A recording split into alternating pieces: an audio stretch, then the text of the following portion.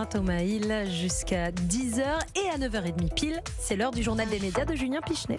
Et à la une de ce journal des médias, Julien, ce coup de tonnerre dans le milieu des réseaux sociaux, X pourrait devenir payant. Après le changement de nom et le passage de Twitter à X, le réseau social pourrait aussi passer de gratuit à payant. Son propriétaire Elon Musk l'a confirmé hier lors d'un entretien avec le Premier ministre israélien Benjamin Netanyahou, qui lui a demandé comment il allait faire pour combattre l'antisémitisme sur X. Le milliardaire a répondu qu'il pourrait, je le cite, mettre en place un petit paiement mensuel pour tous les utilisateurs, seul moyen selon lui de combattre les bots, ces faux comptes gérés par des programmes informatiques qui sont souvent utilisés pour distiller de la haine raciale en ligne. Bonne idée ou pas? Pas vraiment, selon Julien Pillot, économiste du numérique et enseignant-chercheur à l'INSEC. On l'a joint hier. Pour moi, c'est un gros pari parce que déjà, d'une part, on a une concurrence qui est certes encore confidentielle, mais qui existe désormais. Puis, la seconde raison, c'est parce que Twitter n'a jamais connu que la gratuité, en fait, dans son histoire. Et il n'est pas garanti que les internautes aient envie de bourse délier pour se connecter à un service où ce sont eux qui apportent et créent le contenu qui est sur la plateforme. Pour l'instant, la masse est restée fidèle au réseau. Donc, est-ce qu'elle restera fidèle dans le cadre d'un passage en tout payant sur Twitter? Là, la question est pleine et entière. Je mets quelques réserves sur ce coup stratégique. Cet expert est circonspect. Ouais. Et vous, qu'en pensez-vous? Si Twitter devient payant, vous restez ou vous partez? Alexandre Omar est allé poser la question à quelques utilisateurs dans la rue. Twitter, ça reste mon principal moyen de m'informer au quotidien. C'est un réseau que j'utilise plusieurs heures par jour, donc je serais plus enclin à garder mon compte. Après, ça dépend le prix auquel ils pourraient mettre ça. Ça dépend aussi s'il y a des avantages qui vont avec. Par exemple, ne pas utiliser nos données personnelles. Je pense pas que je conserverais le réseau social X s'il était payant, puisque pour moi, un réseau social, c'est censé être libre. Moi, je pense que ça peut être un frein pour conserver mon compte, parce que déjà, justement, on a vu que la pastille bleue de validation était déjà devenue payante auparavant.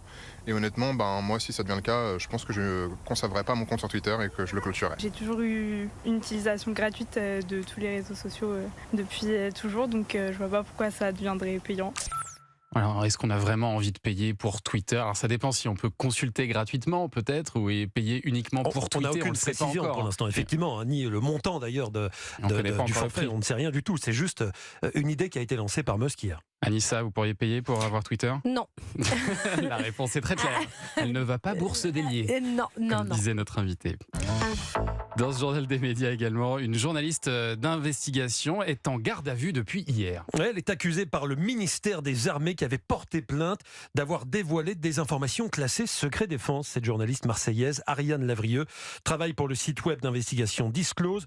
S'appuyant sur des documents secrets, elle avait fait des révélations choc à la fin de l'année 2021, à savoir que les forces françaises auraient été impliquées en 2016 et 2018 dans au moins 19 bombardements contre des civils sur la frontière entre l'Égypte et la Libye. Des révélations qui avaient ensuite été étayées par le magazine de France 2, complément d'enquête.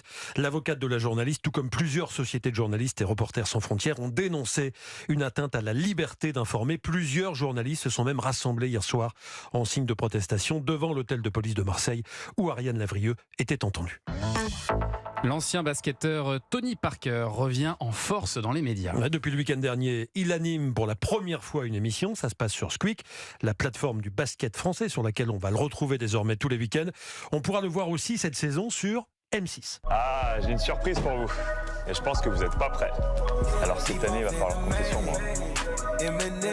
Voilà le message un peu énigmatique que Tony Parker a laissé sur X hier. C'est une petite vidéo. Il faut attendre la dernière seconde de ce spot pour comprendre. L'ancien meneur des Spurs va intégrer début 2024 le jury d'investisseurs de la nouvelle saison, la 4e de Qui veut être mon associé. Ça, c'est cette émission d'M6 qui met en lien de jeunes entrepreneurs et des financeurs potentiels. Voilà, ça démarrera début 2024. Ouais, très beaucoup de la part d'M6 d'aller chercher Tony Parker dans ses investisseurs. Et j'ai vu qu'il changeait aussi plusieurs des investisseurs.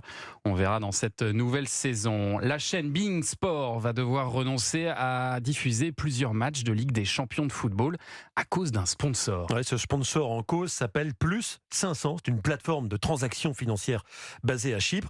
Et selon la Direction générale de la concurrence, de la consommation et de la répression des fraudes, elle est dangereuse cette plateforme. Elle présente un risque élevé de perte rapide en capital.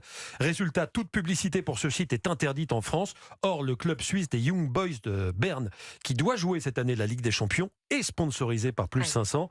beIN Sport donc se retrouve dans l'impossibilité de diffuser les matchs de cette équipe qui est placée dans le groupe G et qui doit notamment affronter Manchester City, tenant du titre en phase de poule.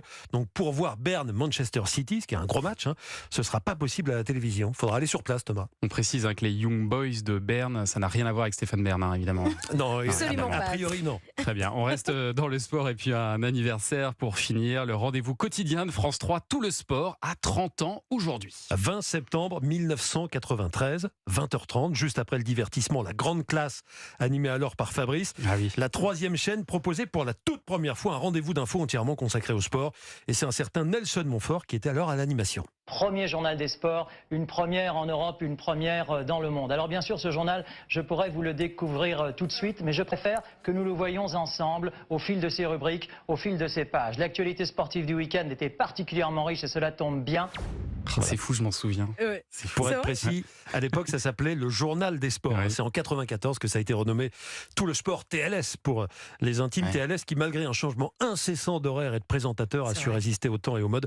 J'ai compté en 30 ans, il y a eu plus de 20 présentateurs, mais il y en a un quand même qui est resté 20 ans. Henri Sagnier, de 97 à 2017. C'est vrai que c'est lui qui symbolise, qui personnifie ce rendez-vous. Il a laissé d'ailleurs un message pour les fidèles téléspectateurs. Petit clin d'œil, ou plutôt gros clin d'œil à l'occasion des 30 ans de TLS. Eh oui, 30 ans déjà, ça passe. J'ai eu l'occasion, et c'était un plaisir, de diriger cette émission et de la présenter pendant 20 ans. J'en garde des souvenirs merveilleux avec une superbe équipe. Continuez comme ça, surtout. Grâce à vous, cette émission est devenue complètement incontournable. Tout le sport qui entame donc ce soir sa 31e saison. Rendez-vous à 20h sur France 3 avec Fabien Lévesque à la présentation. Merci beaucoup Julien pour ce journal des médias. On vous retrouve demain, même heure, même endroit.